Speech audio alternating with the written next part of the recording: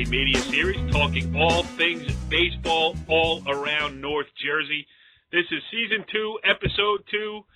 I am Corey Doviak, being joined by just one co-host this week so far, as we welcome in our guy, the Woodridge Athletic Director and Assistant Principal. He is Joey Fashion Show. What's going on, Joe Sutera? Didn't forget that from a week ago. Good to be back. I wasn't quite sure after the first one if I was going to be asked back, but I was looking forward to this. Writing down some material.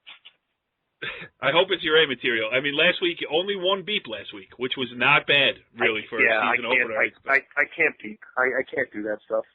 My wife told me I had to grow up a little bit and stop using bad words and setting examples. But I have some things I'd like to discuss this week. So, you brought. Well, this is certainly the forum to do it, Joe.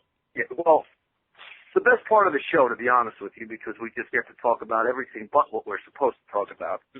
Correct. And there are two things trending. One of them has been trending for the last 13 years. That Dennis Nelson is a nice guy. Let the county aware he's not as nice as everyone thinks he is. Okay? You know, Joe, I'm so glad that you brought this up because we have had, now this is probably the millionth multimedia presentation that I've done here since 2000 on NorthJerseySports.com. Right. And it doesn't matter the sport. We could be talking tiddlywinks. We could be talking fencing. The wrestling show guys, anytime the name Dennis Nelson, we are talking about the Riverdale Athletic Director, Dennis Nelson comes up, everybody goes into a frenzy. They're tripping over themselves to say what a nice guy he is. So let's just set the record straight. It's unbelievable. And it's not just Bergen County. It's statewide. Everyone. Yeah. I was down at the Athletic Director Convention in March, and, guys from Burlington County. Oh, Dennis Nelson, great guy. Right. You know what? Here I am, the new AD. You know what he told me when I said I needed help, I need advice? Dennis, what do I do? He told me, look, I did it on my own. You got to do it on your own. I don't have anything for you, Joe. I have nothing for you. Stop calling me. Stop calling me. Stop emailing me. It is. It's unbelievable. I found the guy who doesn't like Dennis Nelson, and I'm glad to hear it. Okay. Dennis. Number 2, and I know you're listening to this, Dennis, so enjoy. Go ahead, Joe. you are, Dennis. What is number 2? Say it. Give the the second item is I'd like to discuss Dr. Joe Cirillo. Please. The Powell Park superintendent who's using his power to run the Hall of Fame dinner that I understand he can't even do correctly.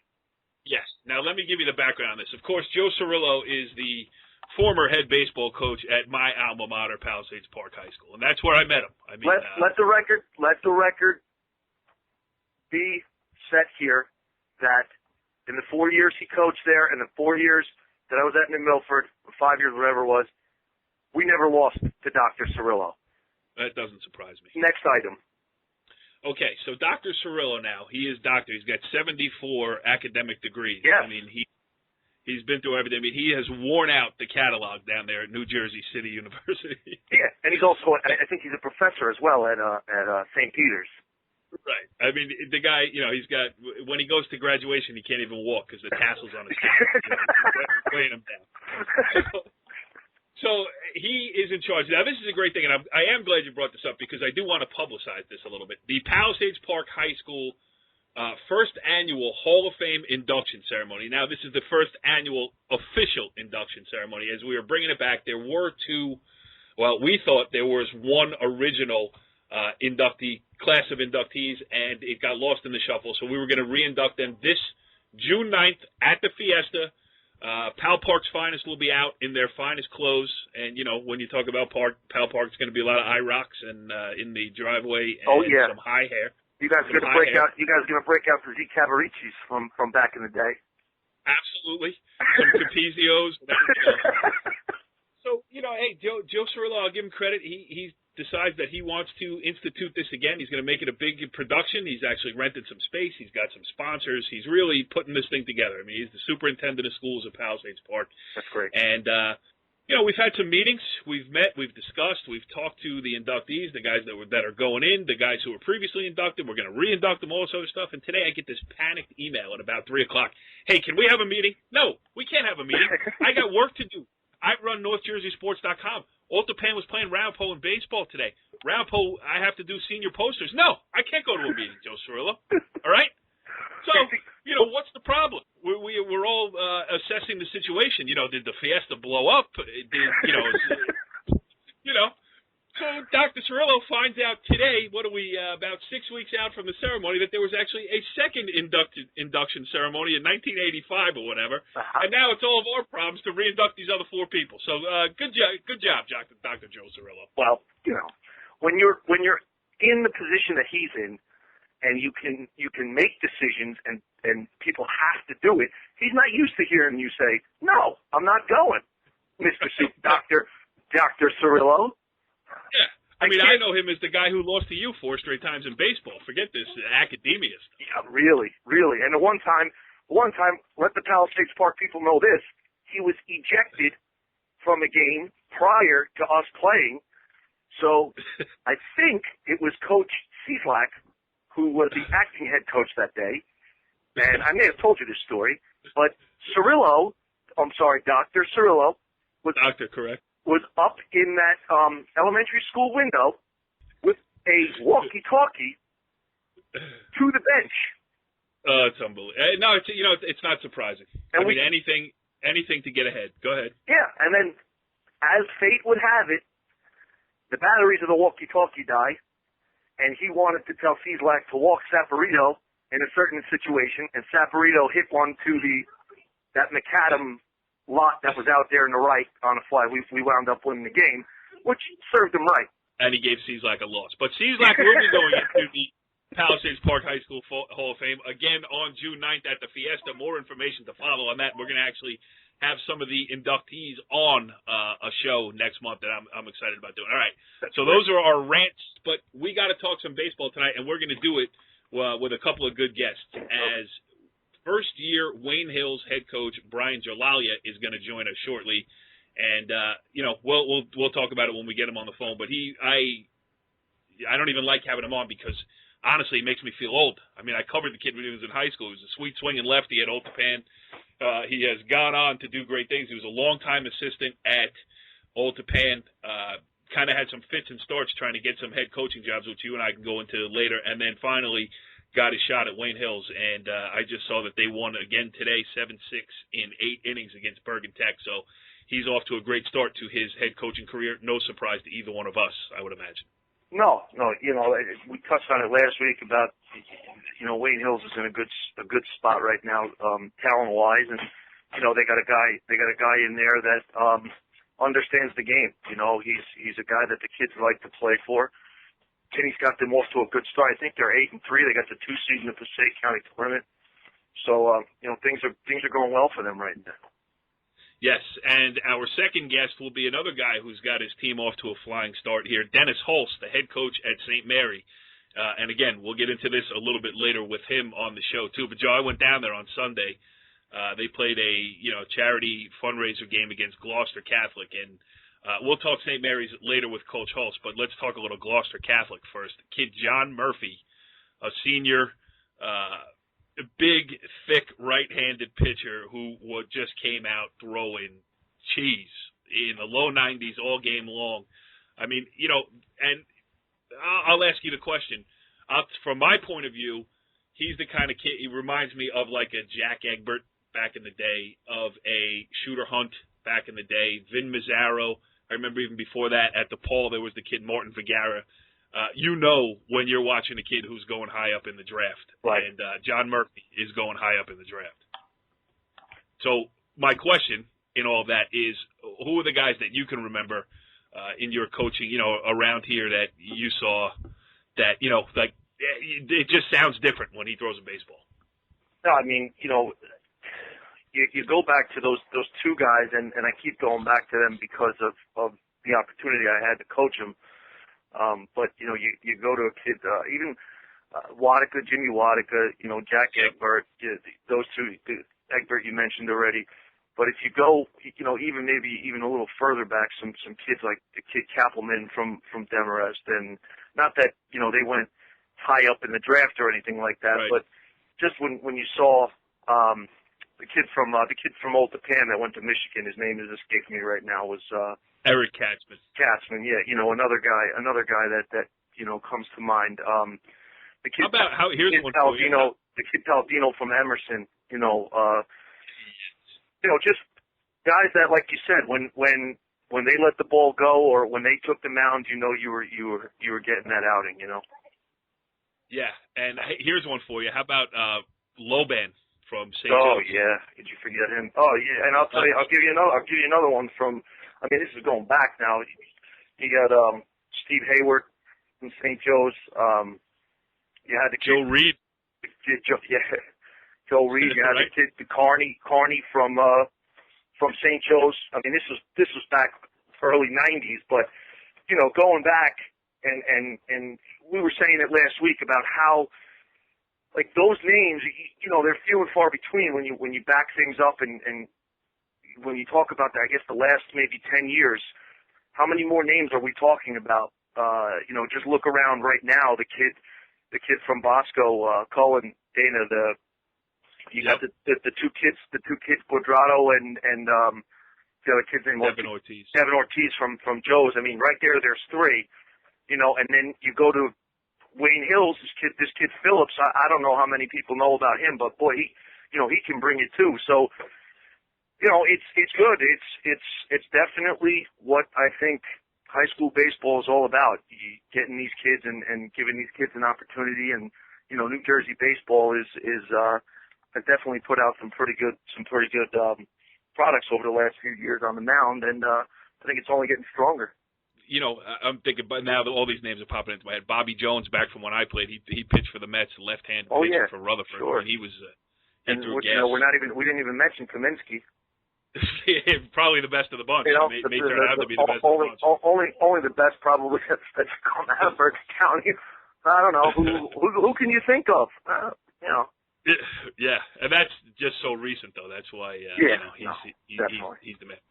All right, good stuff there. A good stroll down memory lane. And I'm sure we left out some people, and I hope we get some emails or some tweets. You can tweet us at NJSCom. You can email us at editor@NorthJerseySports.com. You can check out old shows on YouTube.com/NorthJerseySports. Get in touch. Continue the conversation, as we will do now, as we welcome in our first guest of the evening. He joins us on the Moe's Southwest Grill Hotline. He is Wayne Hills head coach, Brian Gelalia. What's going on, Coach? Hey, what's up, Cole? What's going on, guys? How you guys doing? How you doing, Brian? We're doing good. Yeah, and we go way back, literally, because when I moved into the town of Northvale, you were a Northvale kid, and I do mean Northvale kid. You were playing at Old Tappan High School.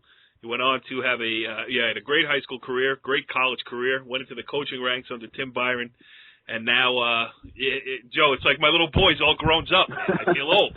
All right, take it easy. Take it easy. A watershed moment, as you'd like to say. He's the Northvale guy on the line. We have something very in common. So, Brian, anyway, now you're a grown man, and now you're in charge of a program, and your program is doing well. You guys are 8-3 on the season, the number 2 seed in the Passaic County Baseball Tournament. Before we get into some specifics, just give us the state of the union on the Wayne Hills Patriots here. Took over, got the job kind of late. Took the job in December, and the whole plan was to get a good staff, and I think I was able to lock down a pretty good staff, and Joe's coached long enough, assistant coaches and good guys around you that kind of buy into the same things that you want and the same core values really help make a program. And, this isn't like a one year hit, man. We're trying to take this thing, and do it for a while. And, I was able to lock in a couple quality coaches. I got, Rob Delaney, a good friend of mine, pitched in the big leagues. Passaic Valley kid, went to St. John's. I have Kevin Grimes, who's the head varsity basketball coach at Wayne Hills, who's the JV head coach, and just knows how to maximize talent and get the most out of kids. And actually coached one of Joe's old boys there in Eddie Dolman, and got him on board as the freshman head coach. So, I mean, we have 4 guys that are between the ages of 28 to 30. And, a lot of energy, a lot of excitement, and, quality guys. And, we have a blast together, and, we all believe in the same type of stuff. So, the good thing about that was there was no, learning curve where those guys needed to figure out what I was about, and I had to figure out what they were about. We all kind of had the same thing right from the first time we all, sat down and spoke. And, the big thing is just trying to change the culture over there and, try to make it ours. And, it's not easy changing habits of 17 and 18-year-old kids. And, we've really tried to, to instill a worker's mentality, a blue-collar mentality. And, we try to challenge them on a day-to-day basis. And, we've been lucky. I had a great group. I mean, I knew I was coming into a great group of seniors. And, I couldn't ask for more. I think, that class is a very special class to me. It will always be a special class to me. And, a lot of talent there, a lot of talent in the junior class. Sophomore class, a couple of guys contributing a little bit. And then the freshman class is very good. The freshman team's actually 10-0 right now. So, it's nice to have, look down the road a little bit and see if there's potential for some quality guys to come up. So, good start. A lot of learning still to be done. We're still, learning how to compete at a high level and trying to learn how to win. So, we take our lumps. Like today, we got pushed. Played Bergen Tech, won 7-6 in 8 innings. I mean, they pushed us, they battled us, they did a heck of a job today. And, that's some of the stuff. Now, you get this 2 seed and, the kids feel good about it. But, now you're taking teams' best punches. And, today was definitely a good example of that. Yeah, and it sounds like you're in a good spot. Sounds like you're off to a great start. So, Joe, I guess maybe he owes you a thank you for keeping him from getting that Glen Rock job, right? What's that? I said maybe it's a good thing that you didn't let him have that Glen Rock job. What do you mean me? It wasn't my fault. Oh, you didn't know in the pre-interview we Brian and I decided to hold you personally responsible. That's okay. That's all right. Brian and I, I think the first conversation Brian and I had was about that and what happened. And I don't think there are too many people that would have handled it the way he did and appreciate the position and how everything was. But we. To me, it wasn't even a blip on the radar. Brian understood it and handled it, knowing him now, handled it the way you would expect him to. So. Right. Sounds like he's stumbling over his words a little bit. No, I'm just outside. I just had to go outside and I'm freezing because my house was so loud because my kids are running around. Joe, who told you to have 11 kids, all boys, within 6? I'm selfish. I'm very selfish. I had all boys. All right, go ahead and ask Brian a question. So, actually, Brian, when Corey and I spoke about, having you on, one of the things I thought about was your coaching staff because, you get a guy like Rob who there's not too many programs that have a guy with his experience, that can really teach the nuances of what it takes to be a successful pitcher. It's not just about getting the ball going up there and throwing it. But what has he been able to do in terms of and you got on the opposite side, the offensive side, you got a guy that who worked with me is just a fantastic hitting coach, and I think is going to be a head coach in his day, in Eddie Dolan. So you do have 2 guys there that are a great complement to what you do. But what are some of the things that you see Rob that has brought out maybe in your pitching staff or have developed quicker than normal because you do have a guy like him on your staff?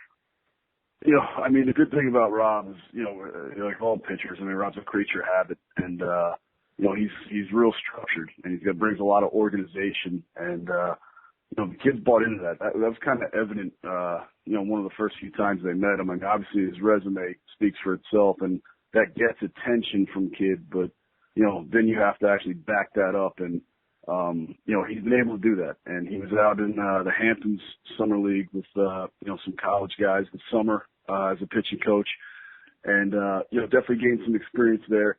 And first thing he does is bail me out every day, being that I get there late. And, by the time I get out of Glen Rock and get over to Wayne, it's a little late. I mean, so Rob takes that stuff over, and they have a routine, structured routine every day, whether it's running, bullpen, flat ground work, band work, any type of core work that we're looking to put into the guys. I mean, and they know, and the kids now at this point, like, there's the pitching aspect of it is something that I don't necessarily, I'm not saying I don't pay attention to it, but that's Rob's baby right there, and those guys are, doing things that some of them haven't even done before. Some of those kids never pitched varsity innings now, and some of those guys have 2 wins already and have come in and been able to shut the door in big situations. And the good thing about that is guys are getting ready to compete, and ready to perform as we start to move forward here, getting closer to the tournament time. And today was another example. A sophomore kid starting for us, and he's every time Rob talks to the young guys, like he's sitting there and he's just like looking, they just absorb what he says. And I mean, so do I. I mean, I sit there, I listen to a lot of the stuff he says too, and they buy into the routine, they buy into the work, because it's not easy. What they do is definitely not easy, and he doesn't make it easy. I think that's actually the big thing our whole program, our whole staff is about, is not making any of what we do very easy on the kids. We really try to challenge them, and Rob's a real driving force into doing it specifically with the pitchers. And like I said, I mean, I'm lucky. I can't thank him enough for all the work he puts in and all the stuff that he provides and brings to us on a day-to-day basis. Brian, when you were at Old Tappan, both as a player and a coach, you were a part of the old NBIL, so you had a little bit of a taste of that, the Wayne Hills, the way they do things. And they've had some great teams over the years, particularly offensively. I mean, when you think Wayne Hills, you think 13, 12 games a lot of the time. But now, as the head coach, you're no longer playing that Bergen County schedule. You're kind of, off there on your own in Passaic County, and now you're going into this Passaic County tournament for the first time, which is a totally different animal than the Bergen County tournament. You got 16 teams in the entire county as compared to 55 teams. Everybody makes it. It's a and then it's that mad dash from the quarterfinals, semifinals, finals, real quick there. Yeah. Just talk about that, how you're getting ready for this Passaic County tournament, and what are the biggest differences you see, or are there any, between the Bergen County baseball that you left and the Passaic County baseball that you're now playing? Well, I mean, obviously, aside from the quantity of teams in there, the way the schedule's set up this year, I mean, this is the first year they bumped everything up. They're trying to get the preliminary games in by the end of by the 25th, and I believe the 25th, and so it's bumped up. So now it's a situation where now you have tournament games in the middle of your regular season, and you're trying to manipulate your pitching staff. So it's going to be a challenge for us. I mean, we have a lot of arms, but it's still not an easy thing to do. Try to set guys up to be ready for those particular games. So it's stuff we looked at a little bit late last night after our meeting, and we'll continue to do so as we move forward here.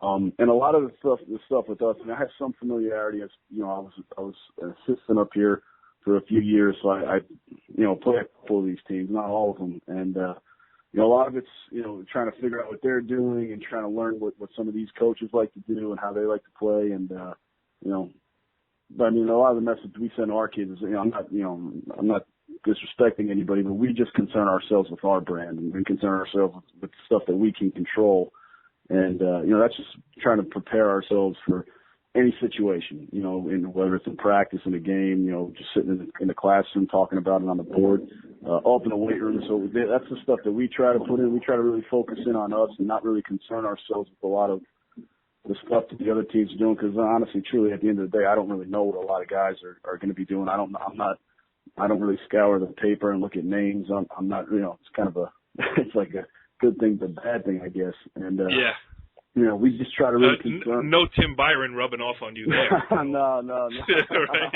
Or Brian Dunn, for that matter. I think Brian Dunn actually found my website last week for the first time. Yeah, I mean, we're just trying to concern ourselves with what we can control. The kids are really buying into that. So it is different. It's a different animal. It's a different. I mean, the facility we'll play at, if we're lucky enough to compete in the semifinals and finals, it's a very different facility than, say, Demrest. Or Emerson. Yeah, well, you have a 180-foot fence, and right. Yeah. So it's it's like no lead's ever safe in a place like that. True. But so those are some of the things that are just like glaring differences. But at the end of the day, we tell the kids all the time, still 3 strikes, 4 balls. I get 3 outs, and you guys score more runs than the other guys, and usually that's a pretty good recipe. So. Yep. Hey Joe, here's your cue. Ready? Paging Dr. Cirillo. That's great, man. That is great. He's gonna love that. He's gonna love that. Brian, good bounce back win today. Yeah. I saw your, you kind of dropped a tough one over to Highlands over the weekend, and to come back and you've done a lot of talking about preparation and mental preparation, physical preparation. So, what does it say about your team mentally? I mean, it had to be good to come back and you dropped a tough one. I think did Phillips throw Saturday? Yeah, he threw Saturday. Probably didn't have his best stuff. I mean, he'll admit it, I'll admit it. And I think we got away from what we were about, what we've been really trying to install on the kids. I think it was a game where we had run a couple off in a row, and part of the process for our guys is, we're trying to teach them how to do it consistently, and we got a little away, myself included. I thought it was a bad coaching job all the way down to a performance, by some of the players, and, we rectified that. We had a good practice on Monday after a rain out, and, we're able to come out, yesterday and get a win and such for the county meeting, and then today get pushed. And I think that was a real integral thing to what we're going to do moving forward. Is I like to be pushed. I don't like to win big games sometimes. Like I think it was a great learning aspect for what we're trying to do, and we put the kids through a lot of stuff. I mean, they'll tell you that we do a few things that are a little different, a little unique, maybe to high school baseball. We're in the weight room a lot. We challenge the kids. We do a thing called the Tom's River Challenge, and obviously that's the ultimate goal. So we kind of stole it from the Omaha Challenge in college, and the other day we break it by grade, and we had seniors, juniors, and sophomores, and we were practicing everybody together, and we had team tire flips in the mud, and you got to just figure out ways to just build a bond with one another and how to compete with one another, and the winning grade kind of gets off, and the grades that don't win have to go through a challenge, and a real tough challenge. Right. And try to make it uncomfortable, and we're just trying to get guys to learn what it's like to be comfortable in uncomfortable settings. So we really, we try to bring a lot of that on practice days, on off days, and it's one thing. Keep them loose. It's one thing. It keeps them loose, and again, it's a different way to compete, and that's the ultimate thing. Is like I think sometimes you go through practice and we've had them where I don't know if we're necessarily competing at practice or practicing at a high level. So we're always trying to get the kids to compete. I think that's the number one message at the end of the day. What we've tried to bring in with the staff is just, got to get these guys to practice their rear ends off and play hard. And if you can practice hard, you set yourself up for opportunities to go play hard. And, so that's really what we're trying to do. So a couple of different things. We're really about, I am proud of this group. I do think we have a mentally tough team. Today is a great example, but I also look back at the Fairlawn game we played a couple of weeks ago, and we ended up losing 7-6 in 10 innings. And I mean, I don't think we played well for 4 innings, and I thought it was a pretty good baseball game for the rest. And they, Fairlawn's a pretty good team, and they beat us. And the next day we came back, and we had Bergen Catholic, and it was a great opportunity for us to see how we would respond.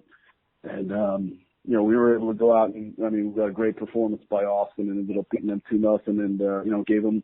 We gave them their, our best shot, and, it was a great response, and I think kids really kind of bought into, anytime you can get a win like that against a quality opponent, kids can buy in kind of quickly, and, I think that set us up for a good week, and, again, another opportunity like today, we're in that game now. We've been on the wrong side of an extra inning game, and now we knew what it took to go ahead and try to steal that one today.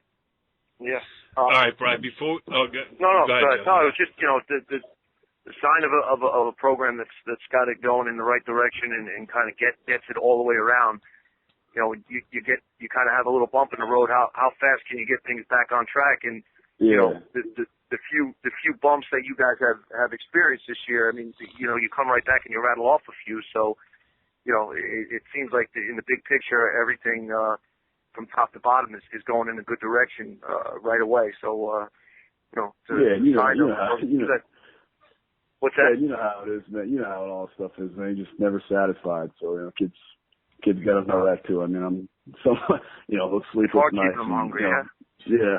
Sleepless nights and the bottle every once in a while doesn't hurt you, but I have no idea. What you're talking about. Oh, it's so great. All right, Brian. Before we let you out of here, and we appreciate you taking the time, especially coming right off the field after the extra win over Bergen Tech. Now, this is a very interactive show now on the Twitter, Right. and I tweeted out that you would be joining us here, and we got a Twitter request from somebody. Now Twitter handles can be hard to figure out who's who, so I don't know. Why don't we try it together? It says something, Joe, maybe you can help me here. It says, from somebody named @CoachGams. Oh, Jesus. Here we go. Wayne Hills, baseball, Wayne Hills, you better bash Sutera. So I think there's a request on here for you, Coach Gelalia, to take your best swing at Joe Sutera. Well, I get a text last week, and he goes, after you sent me like, hey, we talked a little bit about Wayne Hills on the show. So then, like the next morning, I'm driving to school, and I get a text from Gans, and he goes, that son of a, what? He's like, Sutera. He's like, he's complimenting you. He goes, he barely knows me because he's running me out of town over here. And, it's classic Sutera, just taking shots. And, he's not in it anymore, so we sit there and just throw a few daggers. And, that's right. That's right. I'm in it. Yeah. I like this. I was in his like so now he's like, feeling good about himself. I like this. Yeah, he wears the suit. I like this media role. Media role right now. I could just sit back and be one of those guys that acted like, never coached the sport before and just criticize and take shots at you guys. 15 years of doing this, I've never lost a game. It's unbelievable. You're right. I tell you what, I can't picture you with a suit on still, dude. I mean, some of the stuff you wore last year at work. Some of the stuff you wore last year. I will come down to Glen Rock and evaluate you and write your observations. Just relax, right? I am now an expert in what you should be doing in the classroom as well as the baseball field, son. Okay? Just make sure you have matching pants with the tie on. I mean, clean it up already. Today was purple, black. It's good combos for that. That's right out of the Violante handbook, man. He's all about the purple. Right, buddy. So great. Yeah. All right, Brian Gelalia, head coach of Wayne Hills baseball. We will catch up, and Richard Barton and I do our best to get out to that Passaic County Tournament. Yeah. We have seen some great games on those Memorial Day weekends, so we're looking forward to catching up with you there. And certainly state playoffs, and I'll get to you soon. With this weather, I just haven't been able to get out to enough games, but certainly, if you show up to Passaic County Memorial Day weekend, our tournament will be done, so we'll really be plugged into what's going on over there. So good job. That's right. I didn't say I covered every year. I said I have covered in the past. Maybe I should do a little research before I get in the car and head over there. Yeah. Brian Gelalia, thanks. All right, thanks again for joining us here at Talkin' Baseball. All right, guys.